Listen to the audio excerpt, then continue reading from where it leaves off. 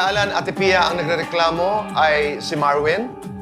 At ang kanyang inirereklamo po ay ang kanyang asawa na si Everlyn. Ate Pia, Kuya Alan, si Everlyn, si Marwin. Marwin, Evelyn, in this case, mukhang marami tayong dapat pag-usapan at pinaka-least of it is yung legal. But since you asked a question regarding rights, sasagutin namin. So ang tanong mo, pwede bang mapawalang bisa ang kasal dahil sa fraud or pangloloko o paglilinlang dahil sinabi nga niya na buntis siya na hindi pala. So basahin ko sa iyo kung ano ang nasa family code, no, na actual na mga pangloloko o fraud na kung saan pwedeng ipawalang sala ang kasal. Any of the following circumstances shall constitute fraud referred to in number 3 of the preceding article, Article 46 to, no? Non-disclosure of a previous conviction by final judgment of the other party of a crime involving moral turpitude. Number 2, concealment by the wife of the fact that at the time of marriage, she was pregnant by a man other than her husband. So, buntis, pero yung anak hindi dun sa pinakasalan niya. 3, concealment of sexually transmittable diseases regardless of its nature existing at the time of the marriage. So kung meron pong sakit, sexually transmitted disease, na hindi sinabi, tapos nalaman mo na lang after na kayo ikasal, isang pangloloko yan na pwedeng ipawalang bisa yung kasal. Or concealment of drug addiction, habitual alcoholism, or homosexuality or lesbianism existing at the time of marriage, no? Ibig sabihin, hindi yung pagkatapos kayo ikasal, saka nagka-drugs o problema sa alcohol, no? Pero ito pong importante kasi itong sasagot dun sa tanong mo. No other misrepresentation or deceit as to character, health, rank, fortune, or chastity shall constitute such fraud as will give grounds for action for the annulment of the marriage. Okay? Kahit ano pang pangloloko regarding character. O, sabihin mong mabait siya, hindi naman pala mabait. Health, sabihin na kaya niya magkaanak, pero hindi pala. Rank, di ba? Kung ano ang estado niya sa buhay. Fortune or chastity. Yung pag sinabi ng isa, virgin pa ako, o kaya sabihin, I've only been in one other relationship. So, hindi po ground yon, no? Pangloloko pa rin siya, makaka-apekto pa rin to sa relationship, but it's not a ground para i-annul, iwalang bisa ang kasal, no? Di ba may sinasabi kasing you want the right thing for the wrong reasons. Or minsan, the wrong thing for the right reasons. Pero minsan, parehong wrong eh. So in this case, Evelyn, tama na gusto mo habang buhay kayong magkasama. Pero yung paraan na sabihin sa kanyang buntis ka na, alam natin mali. Ganon din naman sa'yo, di ba? Alam kong naghahanap kayo, paano to itama? Ang problema nga, hindi mo maibalik eh. So ang punto ko, kailangan mo isipin, ano yung pangalawa na ending na katanggap-tanggap sa'yo? Kasi yung una mong ending na gusto mo, nabuntis siya, nagkaanak, happily ever after, hindi na nangyari yung yung nagkaanak eh. Pero yung happily ever after, nandun pa yun ha. Hindi ibig sabihin na you cannot live happily after. Hindi rin ibig sabihin na hindi ka na pwede magkaanak, pwede kang mag-adapt. Mga anak niya na lang po. Yung tinuturing kong anak. Oo. But ang point ko, ang nakita ko sa'yo, nawawala ka. Diba? So, kumbaga, dalawa ang Marwin eh. Yung isang ibibigay lahat, magsasakripisyo lahat para dun sa kinabukasan ng misis niya at ng anak niya. At yung isang Marwin naman na sinisisi sarili, ang tingin niya wala na siyang future. Kasi at the end of this, sino sa dalawang Marwin ang pipiliin mo? Dagdagan ko lang ng legal na sagot din, kasi yung unang tanong mo talaga, pwede mo bang ipawalang bisa ang inyong kasal? Okay na yung sinagot ni Alan, pero ang idadagdag ko kasi, meron tayong another way na mapawalang bisa ang kasal, yung annulment. Pag napatunayan na ang isa sa mag-asawa, walang psychological capacity na gampanan ang kanyang obligasyon bilang isang asawa. Hindi naman ako ang judge, pero kung ang tingin ko sa'yo, wala kang kakayanan na gampanan ng iyong obligasyon bilang isang asawa dahil binubugbog mo siya eh. Ngayon, clear din ng batas na kung pambubugbog lang, ground yan for legal separation. Walang magsasabi na okay yung ginawa mo, yung reaction mo. Naintindihan ko bilang isang tao, bilang isang nanay na na-excite din na magkaanak. Naintindihan ko yung sama ng loob mo, pero yung pagbubugbog na ginawa mo, it's not acceptable. Hindi siya katanggap-tanggap. Nakita ko naman na mukhang sising-sisi ka naman doon sa ginawa mo, di ba? Pero kung isang huwes dadalhin ka, guilty ka pa rin sa pangbabugbog paulit-ulit sa asawa mo. At i-point out ko lang one point lang about yung psychological incapacity. No? Totoong mapapawalang bisa ang kasal, isang ground po yun, psychological incapacity. Pero kailangan yung incapacity mo, no? Yung failure mo o hindi mo kaya yung iyong marital duties and obligation was existing, di ba, before the marriage o pagpasok mo pa lang nung kasal. Pero tama naman si ate na pwede namang kasing existing nun pero nag-manifest na lang later on. Kaya lang, pinoprotektahan talaga ng korte na hindi lang sabihin pambubugbog lang, period, kundi gagamitin na yung psychological incapacity para lahat na lang ng kasal sa lahat ng mga masama or mga circumstance na talagang you cannot live with each other anymore ay gawin dahilan. Yung nakita kong interview sa'yo ni Kuya Boy, tingin ko naman sa'yo, may gusto ka pang makitang mangyari sa pagsasama nyo So, inamin mo talaga yon tapos mukha namang nagsisisi ka, umiiyak ka, pero hindi ko job yon. Hindi ko job na nabigyan ng solusyon yung pangbubugbog mo. Ang gusto kong makita ngayon, ito. Definitely, kung magsasama pa kayo, kailangan mo nang dumaan sa counseling. Alam mo, believe din ako talaga sa'yo, Marvin, na talagang gusto mong magkaanak. I mean, bihira ko din lang kasi marinig sa lalaki yun So, I honor that.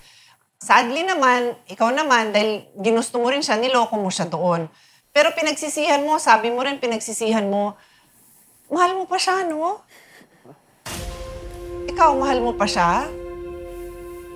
Kaya niyo bang pagtulungan tong pagsasama niyo ng maibalik sa tama na tulad ako bilang isang abogado, bawal ho sa akin no, na ipag-ayos yung, kasi sa vowsy po, pag yung nagbubugbog, bawal yan na ipag-ayos ng ng barangay o ng talagang may consequence. So, I'm just speaking as a woman and as a mother dahil may 4 siyang anak. Tapos sinabi mo naman na tinuturing mo na rin yung sariling anak mo, yung mga anak niya. Gusto niyo bang magkabalikan?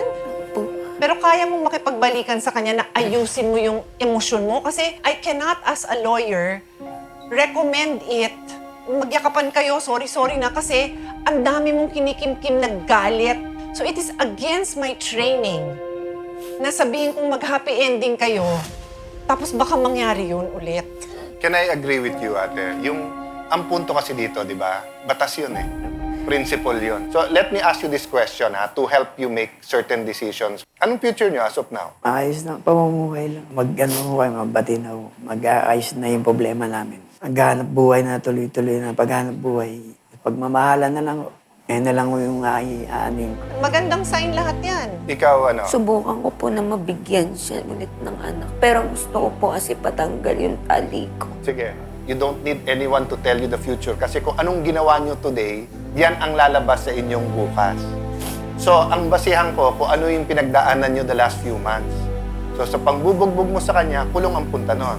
Yung tatanggapin mo na gaganunin ka dahil sa pagmamahal, tapos hindi mo matanggap sa pambababae, tinatali mo yung happiness mo sa happiness niya.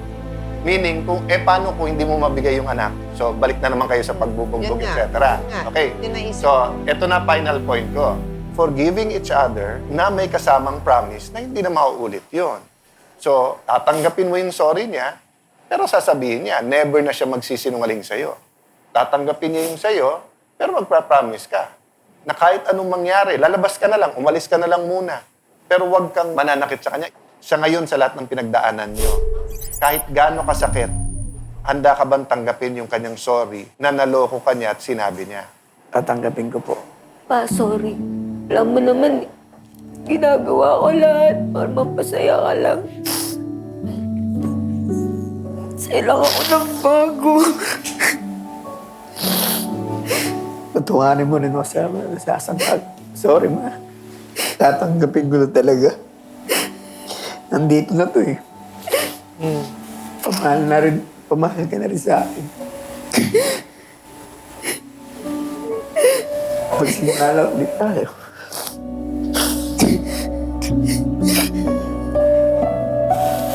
Magsimula na lang ulit tayo. Bago.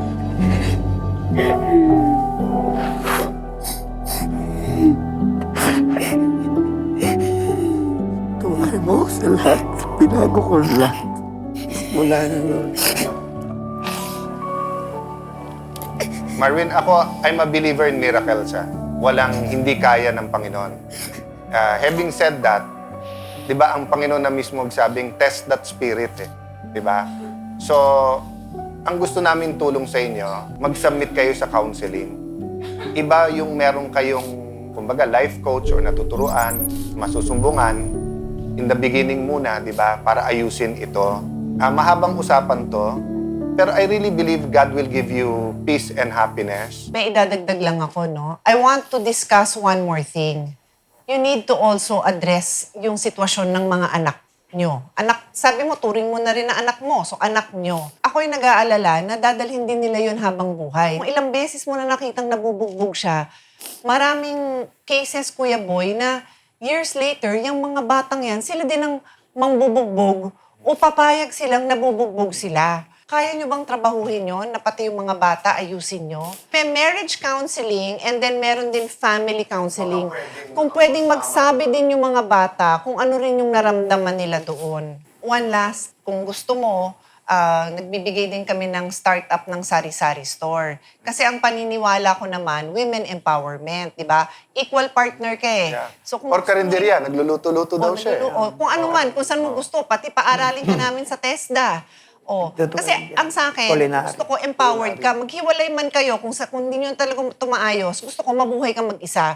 Pero kung magmamahalan kayo, magkakaroon kayo ng magandang buhay together. Like, it's a journey. And there will be happy times and there will be difficult times. So, Tuloy lang buhay nyo yung buhay nyo na nandyan yung support system nyo para hindi kayo bumibigay pag may nangyaring catastrophe. I know, there's something special between you and for you. So again, salamat sa tiwala niyo sa amin. Thank you po. So maraming salamat. Sa ating pagbabalik po, mga ka-CIA, ay si Tatay Edward naman. May 2 anak na children with albinism, binubuli sa eskwela. Hihingi siya ng payong kapatid kung ano ang pwede niyang gawin. Yan po ang ating tatalakayin sa pagbabalik po ng... Matapos nilang humarap kina Kuya Alan at Ate Pia, agad hinandugan ng CIA with BA ng pagkakataong mag-dinner bonding ang mag-asawang Marwen at Everlyn para pag-usapan ang kanilang susunod na magiging aksyon sa kanilang pagsasama. Nakatanggap rin ng cash assistance si Everlyn para makapagsimula siya ng maliit na negosyo.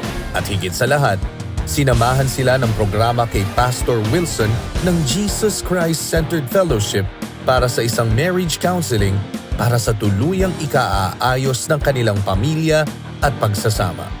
Salamat po Kuya Alan, Ate Pia, Tito Boy, naayos po ang relasyon namin mag-asawa. At maraming salamat din po kay Pastor Wilson at sa mga bumubuo po ng CIA with BA.